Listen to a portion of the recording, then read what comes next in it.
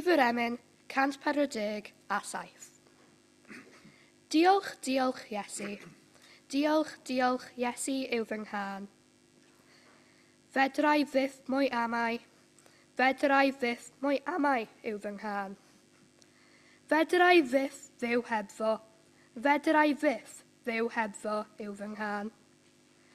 Ef sydd yn fy nghynnal. Ef sydd yn fy nghynnal yw fy nghân. Diolch, halleluia. Diolch, halleluia yw fy nghân.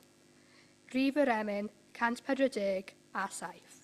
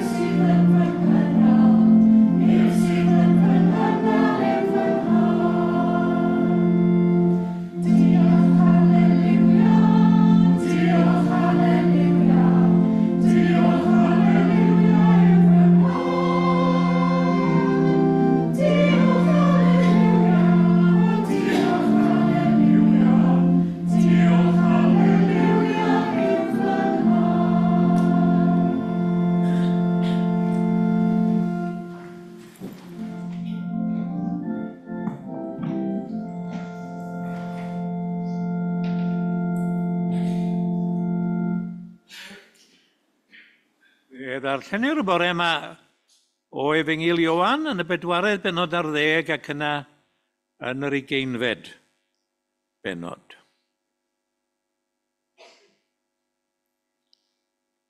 Dywedodd Iesu wrtho, mae fi yw'r ffordd a'r gwirionedd a'r bywyd.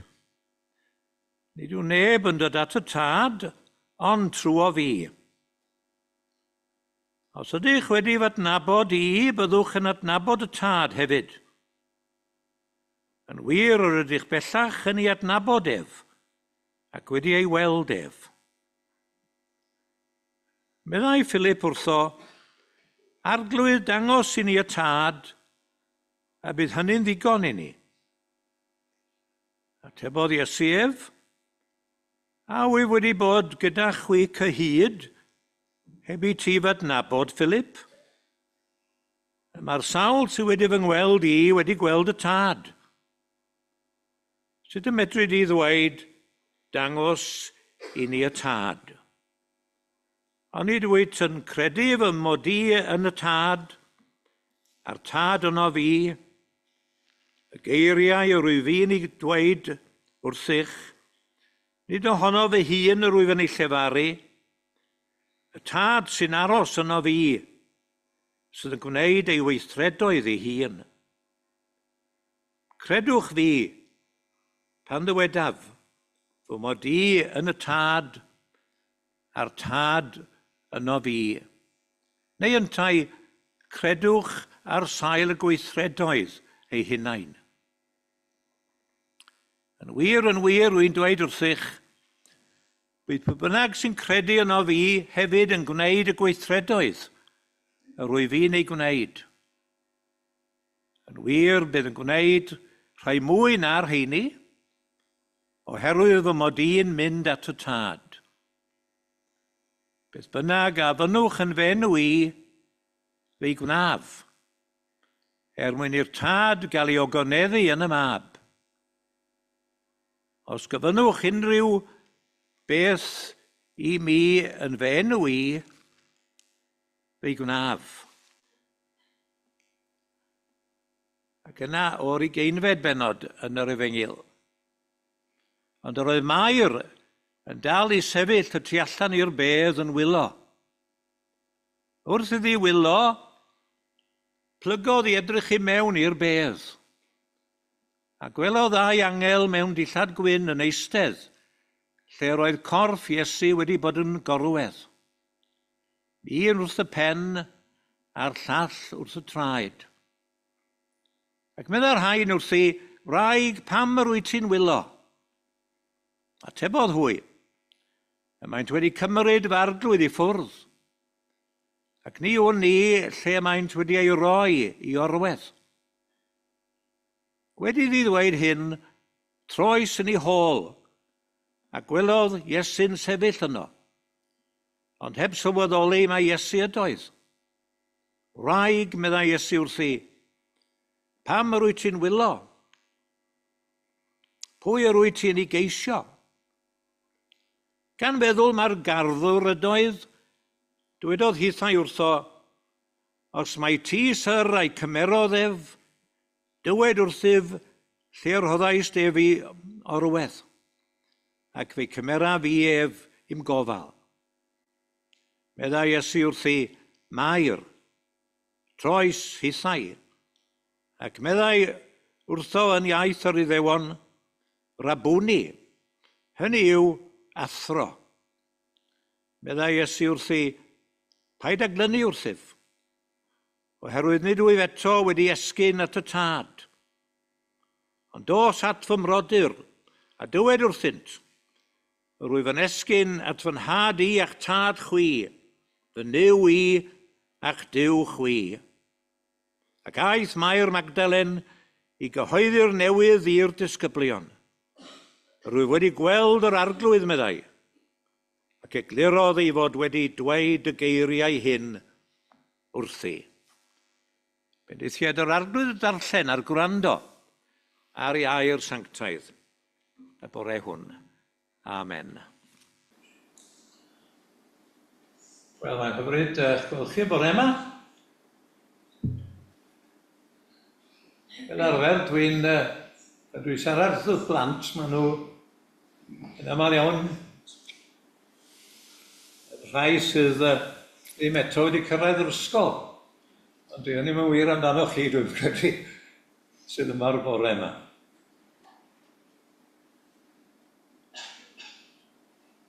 Ga i ofyn cwestiwn amlwg iawn i ddechrau. O le byddwch chi'n cael dŵr ar gyfer yfed a cymolchi gan y blaen? Cwestiwn gwirion allach chi ddweud, y 2021. Ond mae'r ateb yn glir yn dywe. O le ydych chi'n cael y dŵr? Yn y tŷ? Yn yr ysgol? Diolch yn tric cwestiwn, dach chi bo?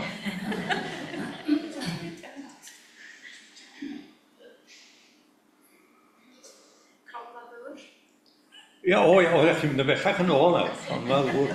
Fel am y tŷ o'n ni. Tap yn y tŷ, ynddo? A dach chi bo, dwi'n ddigon hen i gofio ar y ffarm, cartref y mam yn Llŷn, bod na bwmp wrth y tŷ, tu allan i'r tŷ. Ac o'ch chi'n bwmpio y dŵr o ffynnon. O dim dŵr i cyrraedd y tŷ drwy pipes yn y cyfnod hwnnw. Hwnnw'n mynd yn ôl yn go bell nawr. A mae ffynhonna wedi bod yn bwysig iawn. yn hanes Cymru. A llawer i wlad arall, wrth gwrs, mwyn cael dŵr.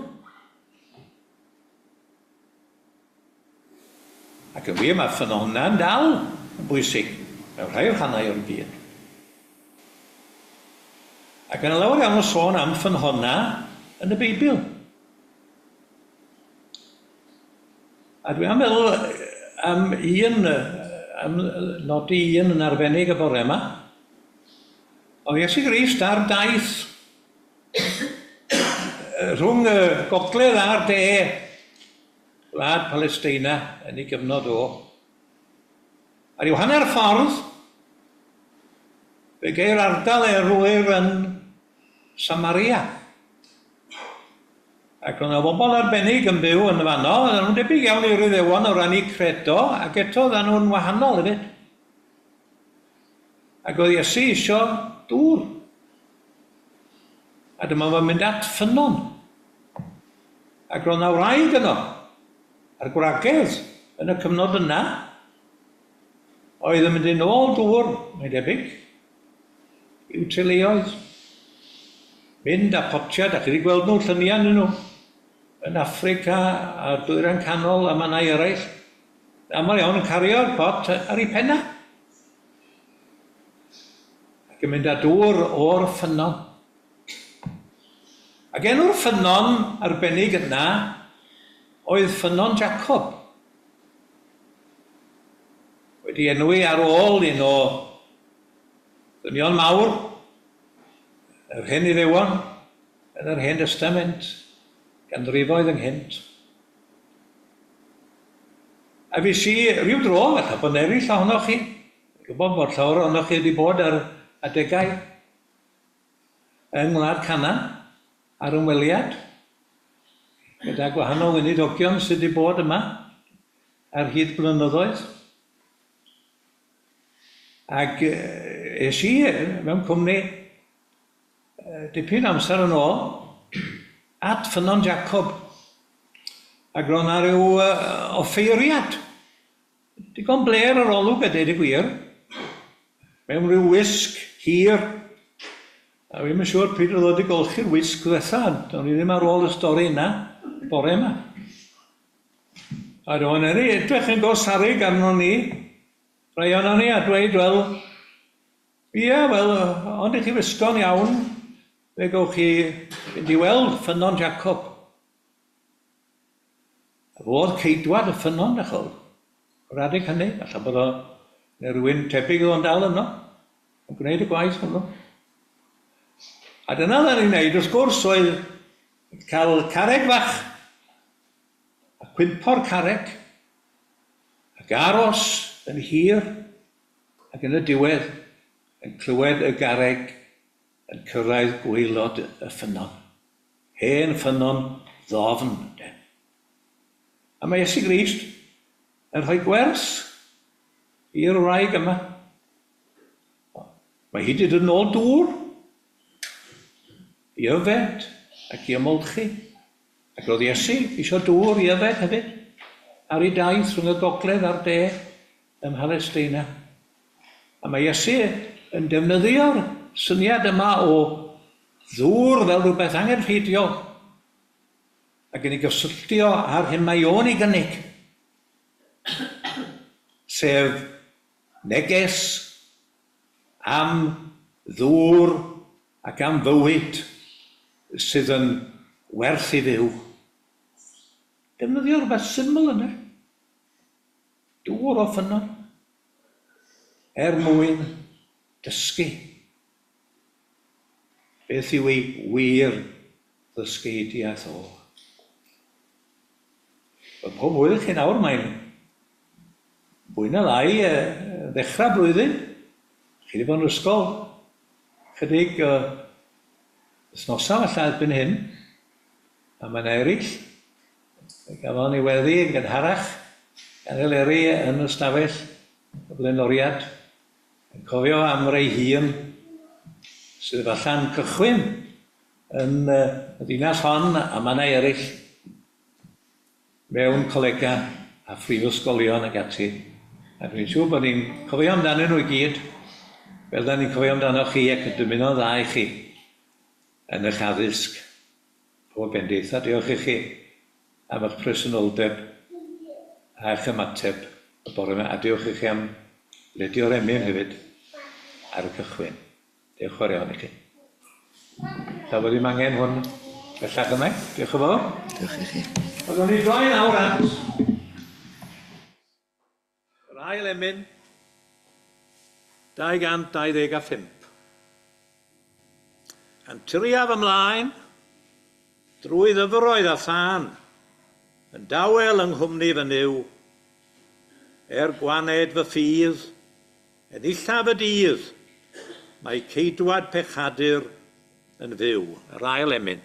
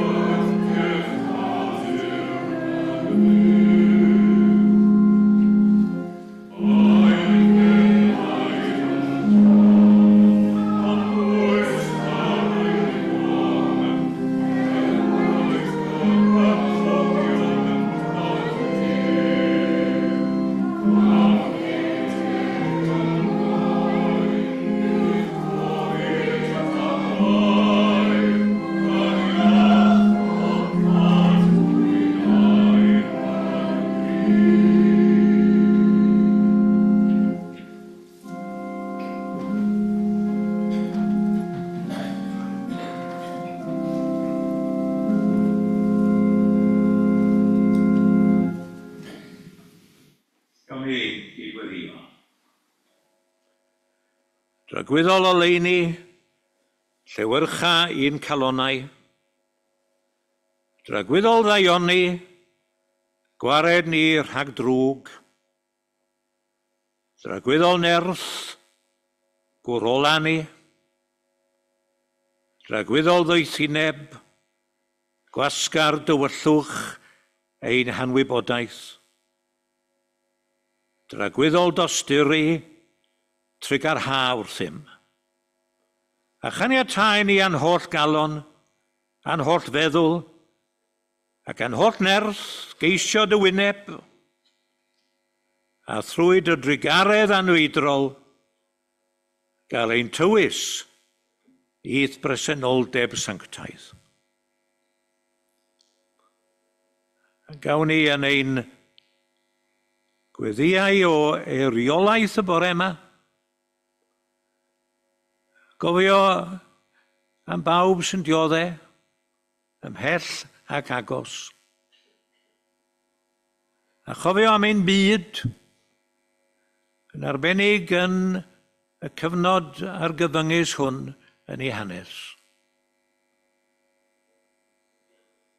Cyfnod pryd y gwelir rhyfeloedd mewn sawl man. Ac y gwelir ac y clywir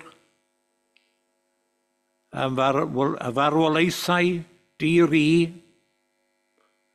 yn arbennig mewn rhyfeloedd a thrais a gormes.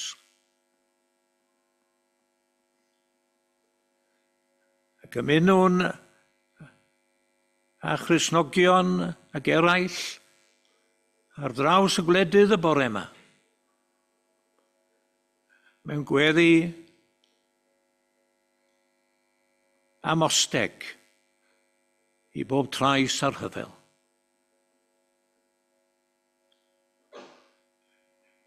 Gweddi am well dealltwriaeth rhwng gwledydd byd a'i gilydd. Boed hynny yn y dwyrain canol, neu ar gyfandir Ewrop yn Wcrain a Rwsia, Ac mewn gwledydd yn yr Affrig hefyd. Ac yna yng ngogledd ddwyrain yr India yn Manipur, lle gwelir ein cyd Gristnogion yn dioddau'n enbyd oherwydd trais yno yn ogystal. Yr un yw'r weddi a'r un yw'r ymbil y bore yma, ein tad. Y bydd heddwch a thangnefedd yn disodli pob casineb a thrais a bygwth dinistyr. Cyfleidi ar hau sy'n dioddau'n enbyd heddiw oherwydd y digwyddiadau hyn ar draws ein byd. Rho'n erth i'r rhai sy'n ceisio i gwella o'i clwyfau ac yn ceisio i hadfer i fywyd iach a llawn. A maddau arglwydd bod teimladau chwerw a chas a gelynieithus yn nodweddu cymaint yn ein byd heddiw. Par yn bod ninnau yn ein hymwneud ag eraill yn ceisio dangos y ffordd amgenach a gyflwynodd Iesu i'r oesoedd. Nid llygad am lygad a dant am ddant, meddai, a bywyd am fywyd. Yw'r ffordd at deyrnas nefoedd y mar y ddeiar. Ond caru gelynion. Ie, hyd yn oed yr rhai sydd yn bygwth trais arnom ac yn ein sarhau.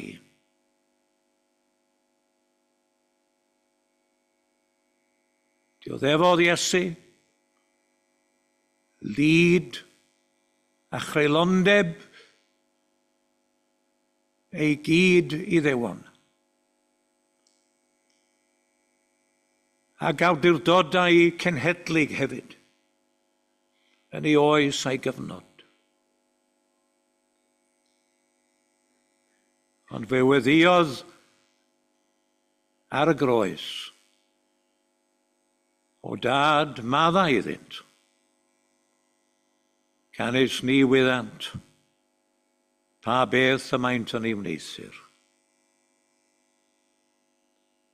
Helpa ninnau arglwydd i ddilyn i broffes a'i esiampl ef ym mhopeth a wnawn a dyro dangnefedd yn ein hoes a'n cyfnod. Hyn oll a fynnwn yn awr yn enw ac yn heiddiant yr arglwydd hwnnw. Yn dysgodd pan weddiom i ddweud. Ein tad, wyt yn y nefoedd,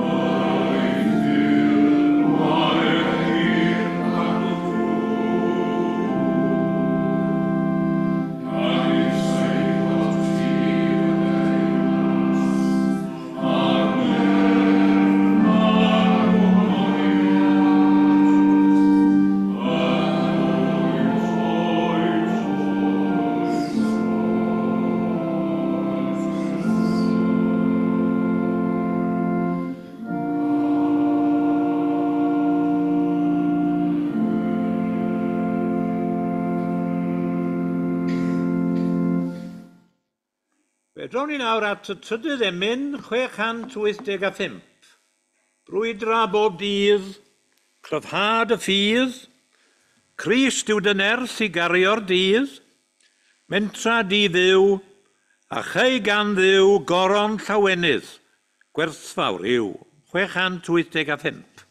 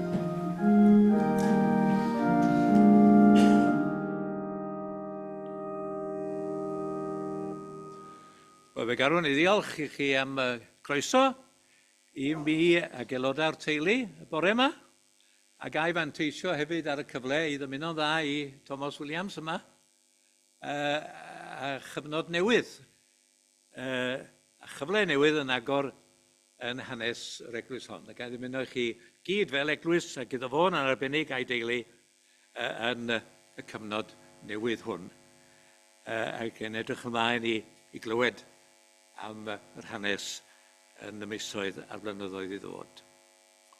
Wel, mae Ioan tua diwedd ei efengil yn dweud beth yw pwrpas yr efengil. Fe gofiwch y geiriau ar ddiwedd yr 20fed benod o'i efengil. A roedd llawer o arwyddion eraill yn wir, a wnaeth Iesu yng ngwydd ei ddisgyblion, nad ydynt wedi eu cofnodi yn y llyfr hwn. Ond y mae'r rhain wedi eu cofnodi mwyn i chwi gredu neu ddal i gredu, mae Iesu yw'r Meseia, mab Duw, ac mwyn i chwi trwy gredu gael bywyd yn ei enw ef. Yn penodau 2, 3 a 4 yr efengil, fe geir ymatebion gwahanol rai, yn unigolion ac yn grwpiau o bobl i Iesu ar ddechrau ei weinidogaeth, fel mae Ioan yn ei efengil yn darlunio y weinidogaeth honno. Mae'r rhai yn amlwg yn gwrthod credu ynddo. Ac mae'r ferf credu yn bwysig iawn yn yr efengil. yn digwydd yn agos i 100 o weithiau. Mae'r Iddewon, enghraifft, wedi iddo fynd ati i lanhau'r deml, fel mae'n gwneud ar ddechrau yr Efengyl, yn wahanol i'r Efengylau eraill. A mae yn wir i hawl i awdurdod i wneud hynny. Pa arwydd sydd gennyt i'w ddangos i ni, meddan nhw, yn awdurdod dros wneud y pethau hyn. Hynny yw, maen nhw'n gwrthod credu, dim ffydd ynddo o gwbl. Ac eto, yn yr un cyfnod, yn ei weinidogaeth, mae yna rai Iddewon yn credu ynddo. Ond yn arbennig yn credu, meddai Ioan, ar sail yr arwyddion, sef y gwirthiau, y mae Iesu eisoes yn ei cyflawni.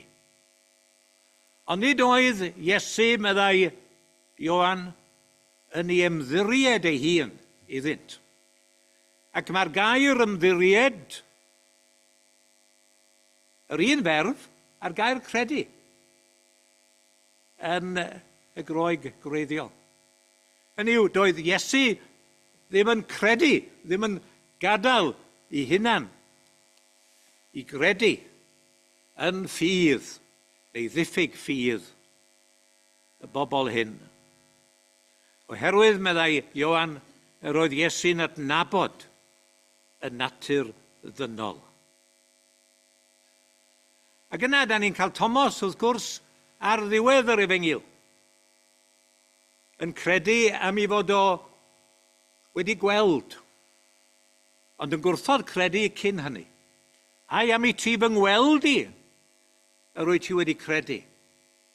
Gwyn ei byd yr rhai a gredodd heb iddynt weld. A dyna di gwir ffydd, meddai Ioan, yn ei Efengyl. Gwyn ymddangos bod yr hyn da chi'n ei weld ac yn achos Iesu yn ei weinidogaeth yn ôl Ioan, yr arwyddion yn annigonol ar gyfer creu ffydd. Ac yna, da ni'n symud o'r ail benod i'r drydydd benod yn yr Efengyl, ac yno, wrth gwrs, mae yna gyfarfod yn digwydd yn does rhwng Nicodemus, un o arweinwyr yr Iddewon ar y pryd, a Iesu. A da ni'n gweld Nicodemus hefyd yn rhyw ansicr iawn ynglŷn â'i gred yn Iesu. Mae o'n symud yn ôl ac ymlaen. Mae Iesu'n sôn wrtho yn defnyddio delweddau o fywyd cyffredin. Ond mae o yn methu a deall gwir ystyr y neges sydd gan Iesu.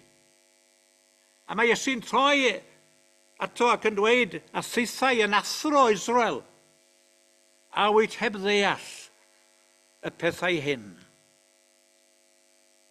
Hynny yw, rhyw ddeall go gyfyng sydd gan Nicodemus, mae'n amlwg. Mae o'n ceisio gosod Iesu oddi mewn i gategoriau sy'n gyfarwydd iddo fel athro yn Israel. Diolch yn dod i ffydd lawn yn Iesu. Mae o'n dangos diffyg dealltwriaeth o'r hyn a ddywed Iesu am gael eich geni o'r newydd neu eich geni drachefn, yr ail eni. A hefyd mae o'n methu a deall yn union beth yw rôl yr ysbryd glân yn hyn i gyd. Ac mae Iesu yn crynhoi y cyfan ac yn dweud wrtho, os nad ydych yn credu ar ôl i mi lefaru wrthych am bethau'r ddeiar, sut y credwch os llefaraf wrthych am bethau'r nef? Mae awdures o'r America, Sarah Susan Hyam, yn dweud mewn llyfr ar Efengyl Ioan, if Nicodemus is a disciple at all, he comes to it in bits and pieces. Diolch yn dod i wir gred yn Iesu. Ac yna, da ni'n symud i'r bedwaredd benod. At y digwyddiad cyfeiris i eto wrth ymgom ar plant neu bobl ifanc ddylwn ni gael nhw y bore yma. Y wraig o Samaria eto, ddim yn anhebyg i Nicodemus. Methu a deall yn wir beth mae Iesu'n sôn amdano pan mae o'n sôn am ddŵr cyffredin ac yna yn cysylltu hynny a dŵr bywiol, tragweddol. Mae hi yn mynd yn ôl i bethau bob dydd, i bethau'r ddeiar fel petai. Mae'n symud peth, o ble gyd mae'n sôn amdano fel proffwyd. Mae'n defnyddio term sy'n gyfarwydd iddi fel un o'r Samariaid. Ac yna mae'n holi a yw'n posibl mai hwn yw'r Meseia.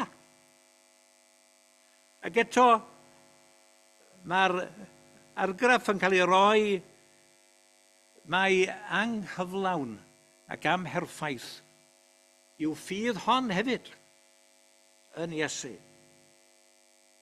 Yn y dywed un o esbonwyr mawr Efengyl Ioan, y pabydd a'r i brawn. In this scene, meddai, John has given us the drama of a soul struggling to rise from the things of this world to belief in Jesus. Ac yna, da ni'n dod at ddiwedd y bedwaredd benod yn Efengyl Ioan. Ac yno, da ni'n cael dwy enghraifft o ffydd gyflawn. Fel mae Ioan yn disgrifio hynny. A ble gyd mae gweddill y Samariaid, bod rhai ohonynt wedi clywed eisoes am Iesu ac wedi credu gair wraig amdano, maen nhw'n dod i gyffyrddiad â Iesu ei hun. Ac mae'r Samariaid yma'n dweud wrth Iesu, nid trwy'r hyn a ddywedais ti, meddan nhw wrth y wraig, nid trwy'r hyn a ddywedais ti rydym yn credu, oherwydd rydym wedi ei glywed. Maen nhw wedi clywed Iesu. Maen nhw wedi bod i gyffyrddiad â Iesu drosom ni ein hunain, meddant. Ac fe wyddon, mae hwn yn wir yw gwaredwr y byd. Ac yna ar ddiwedd un y bedwaredd benod, da ni'n cael enghraifft wych o wr sy'n cymryd Iesu ar ei air ac yn credu cyn gweld unrhyw arwydd. A ble gyn mae ei fab yn wael. A mae o'n dod at Iesu ac yn apelio am gymorth. Ac mae Iesu'n dweud wrtho, cyn i ti fynd oddi yma, cyn i ti gyrraedd gartre, mi fydd dy fab wedi gwella. Cymryd Iesu ar ei air. Dyna di gwir gred. Fydda Ioan. Credodd y dyn y gair a ddwedodd Iesu wrtho a chychwynodd ar ei daith ac yn wir fel y dwedais i. Yr oedd y mab erbyn o gyrra'r gartre wedi ei iachau yn llwyr. Yn ddiddorol iawn yn Efengyl Ioan, da ni byth yn cael y gair yr enw ffydd. Fel y dwedais i, mae'r ferf credu yn digwydd bron i 100 o weithiau. A tydi'r arfer yma ddim yn gyson a genghreifftiau eraill yn Efengyl Ioan. Da ni'n cael y gair, yr enw goleuni, a da ni'n cael y ferf goleio. Da ni'n cael yr enw bywyd, a da ni'n cael y ferf bywhau. Ond pam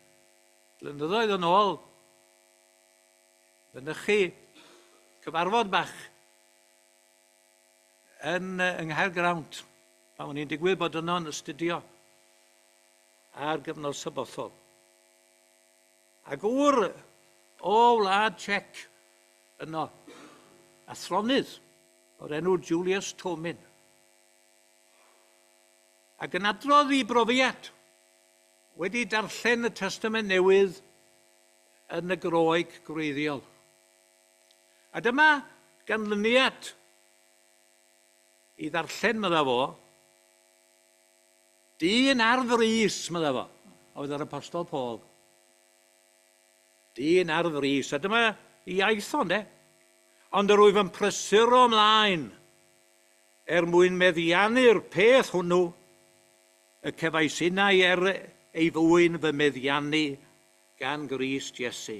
Gyfeillion, meddai, nid wyf yn ystyried fy mod wedi ei feddiannu. Yr wyf yn cyflymu at y nod, i ennill y wobr, y mae Duw yn fy ngalw i fyny ati yng Nghrist Iesu. Ie, dyna ydy pwrpas yr Efengyl rhyfeddol hon, bedwaredd Efengyl Ioan. Yr oedd llawer o arwyddion eraill yn wir, a wnaeth Iesu yngwydd ei ddisgyblion. Nad ydynt wedi ei cofnodi yn y llyfr hwn, ond mae'r rhain wedi ei cofnodi mwyn i chwi gredu. Neu mwyn i chwi barhau gredu. Mae'r ddau bosibl. Mae Iesu yw'r Meseia. Mab Duw. Ac mwyn i chwi trwy gredu, gael bywyd yn ei enw ef. Mwyn ei enw. Amen. Wel, gawn ni droi at emyn yn Griffiths i ddiweddu y bore yma. 189. O am gael ffydd i edrych gyda'r angylion fri i drefn yr iachawdwriaeth. Dirgelwch yn ddys i, dwy natur mewn un person, yn anwahanol mwy, mewn purdeb, heb gymysgu, yn ei perffeithrwydd hwy. 189.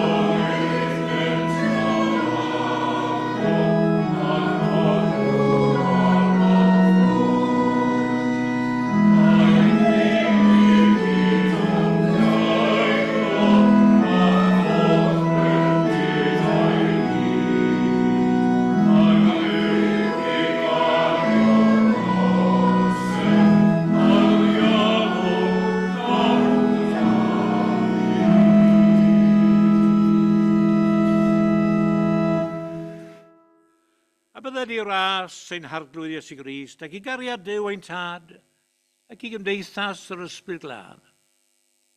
Aros gyda ni ar rhai sy'n anwyl gennym, a gyda phobl Dduw ledlyd o ddeiar. Aros yr awron a hyd byth. Amen.